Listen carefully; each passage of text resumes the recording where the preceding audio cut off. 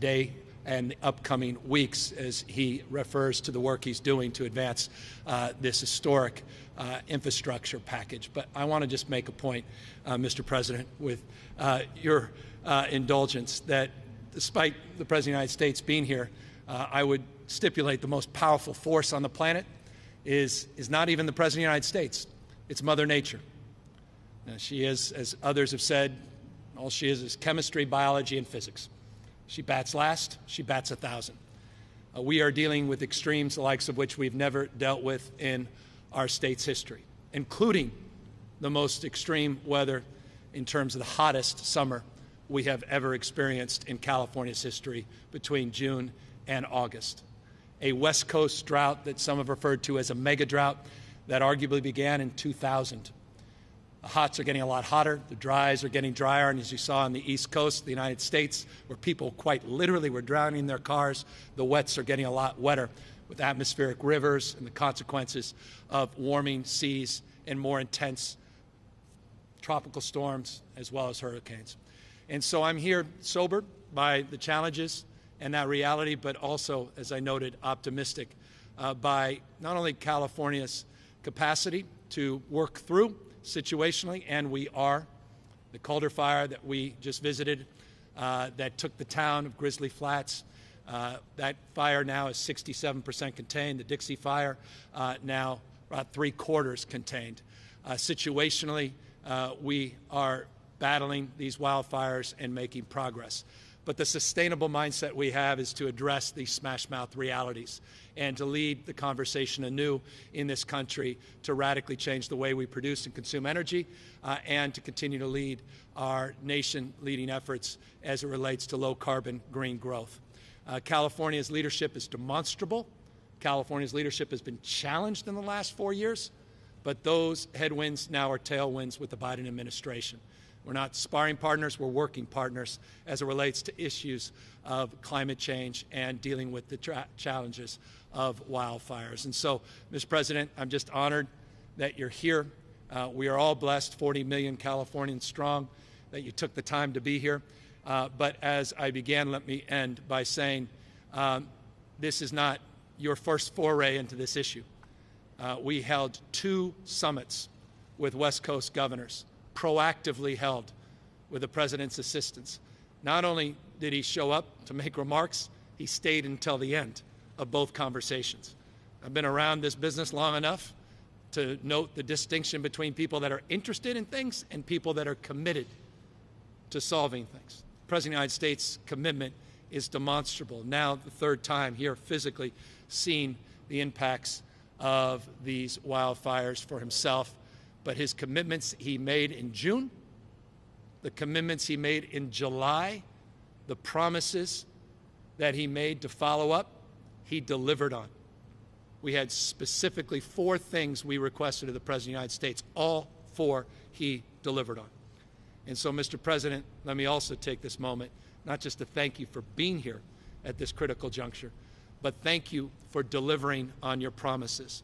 Thank you for meeting this moment head on, and thank you for leading a conversation anew in this country around resiliency and around painting an optimistic picture of the future as we transition to a low-carbon green growth future. And so with that, let me introduce the President of the United States, Joe Biden. Thanks, Governor. Well, folks, thank you, Governor, for those comments. I want to say good afternoon and to all of you here in this cool hangar. Earlier today, we were briefed by the National Interagency Fire Center in Boise, Idaho. The center located is a locational hub for our federal firefighting resources in the region. And we just surveyed some of the damage of the Caldor Fire here in California, which in less than a month has wiped out for 200,000 acres and 1,000 structures.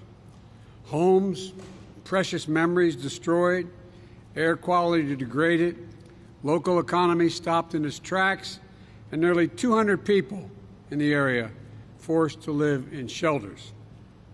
Everyone in Northern California knows the time of the year when you can't go outside, when the air will be filled with smoke, and the sky will turn a apocalyptic shade of orange.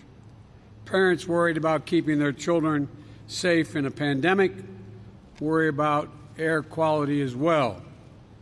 Thus far, the nationwide over 44,000 wildfires have burned nearly 5,300,000 acres, roughly the size of the state of New Jersey. In California, this year more than 2.2 million acres have burned.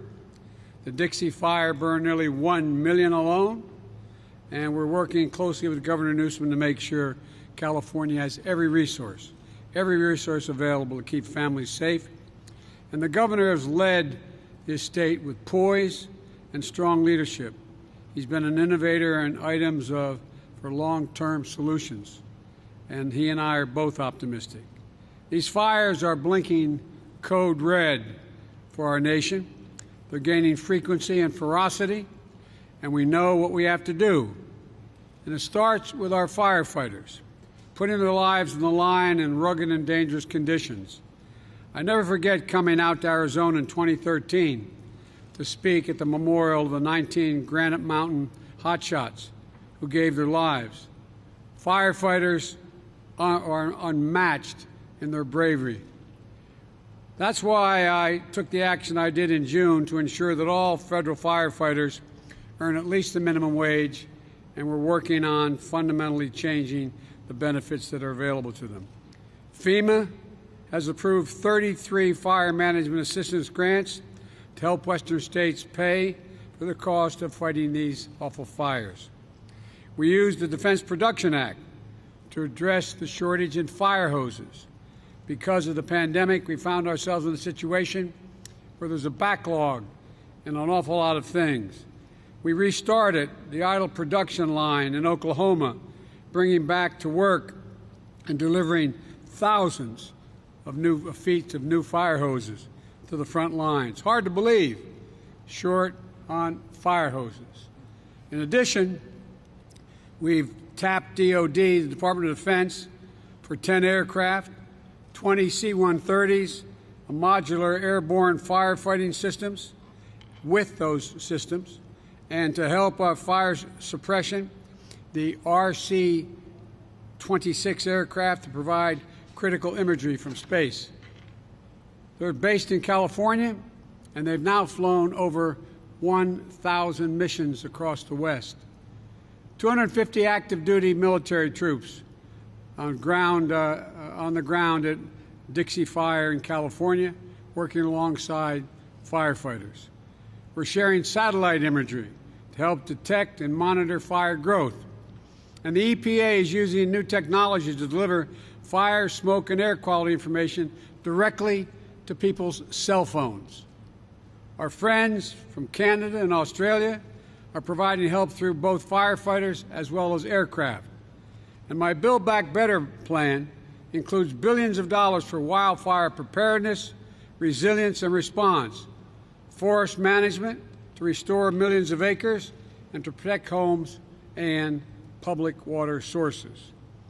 This bipartisan bill includes more than $8 billion to increase resilience in wildfires. And to that, counting resolution packages include the continuing resolution package include $14 billion in disaster needs, including $9 billion for communities hit by wildfire and drought. We're not going to leave these people in distress. We know that decades of forest management decisions have created hazardous conditions across the western forest. But we can't ignore the reality that these wildfires are being supercharged by climate change. It isn't about red or blue states. It's about fires, just fires. In the past 2 weeks, I've been to Louisiana, where Hurricane Eta hit, and with winds up to 179 miles an hour gusting. New Jersey and New York, walking down the streets, main streets, meeting with families and first responders, seeing the destruction of these disasters caused, dreams crushed, lives interrupted. Scientists have been warning us for years that extreme weather is going to get more extreme. We're living it in real time now. Extreme weather cost America last year $99 billion. Let me say it again. Extreme weather in the United States cost the United States of America a total of $99 billion. And this year, unfortunately, we're going to break that record. It's a devastating loss to our economy and for so many communities. When we fail to curb pollution from smokestacks and tailpipes and continue to use fossil fuels as we do, we increase risk that firefighters face. But each dollar we invest in resilience saves up to $6 down the road when the next fire doesn't spread as widely. And those investments also save lives. When I think about climate change, I think about not the cost, I think about good paying jobs they'll create. But I also think about the jobs we're losing due to impacts in the supply chains and industries because we haven't acted boldly enough. We have to build back, and you've heard me say it 100 times, not just build back, but build back better as one nation. We got to do it together. We'll get through this together. We just have to keep the faith.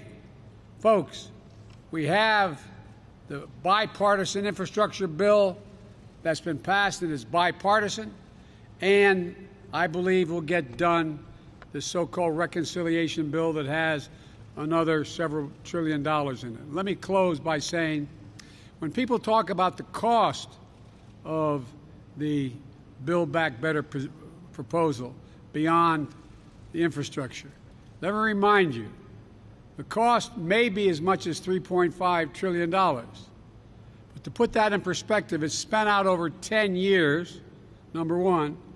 And number two, it's expected our economy will grow to $366 trillion GDP by that time. That's less than 1.5% total in terms of deficit of that total amount. In addition to that, the 90% of it's paid for. And so, folks, we have to think big. Thinking small is a prescription for disaster. We're going to get this done. This nation is going to come together, and we are going to beat this climate change. Thank you.